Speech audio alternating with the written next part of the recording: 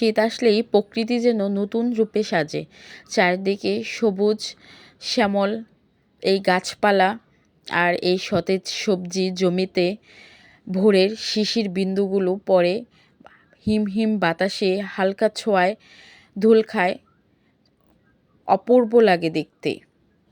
আর সকালের এই কুয়াশায় হালকা একটু রোদের আশায় সূর্যের পথ ধরে হেঁটে যাওয়া সময়টা যেন অসাধারণ ছিল। হ্যালো এভরিওয়ান, আসসালামু আলাইকুম। আই হোপ আল্লাহর অশেষ রহমতে সকলে সুস্বাস্থ্য ভালো আছেন। আলহামদুলিল্লাহ আমিও ভালো আছি। নতুন একটি ব্লগ বা ভিডিও নিয়ে হাজির হলাম। আমি সালমা আছি আপনাদের সাথে। আমি বলেছিলাম এই জমিতে লাল শাক, ধনিয়া, মূলা, পালন, তারপরে ঢেঁড়স অল্প কিছু এবং মিষ্টি কুমড়া, লাউ করেছে। আমি পুরো সম্পূর্ণ ভিডিওটি ওই দিন দিতে পারিনি। আজকে সম্পূর্ণ একটি ভিডিও নিয়ে হাজির হলাম। আশা করি সকলের ভালো লাগবে।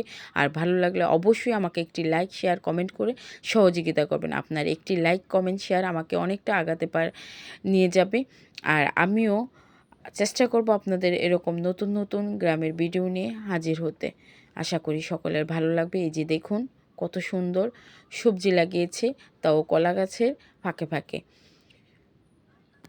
ভিডিওটি দিতে পারি নাই তখন, কারণ ভিডিও অনেক বড় হয়ে যায়।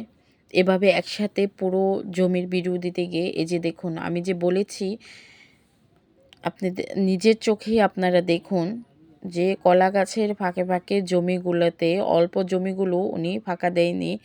ওনার কতটা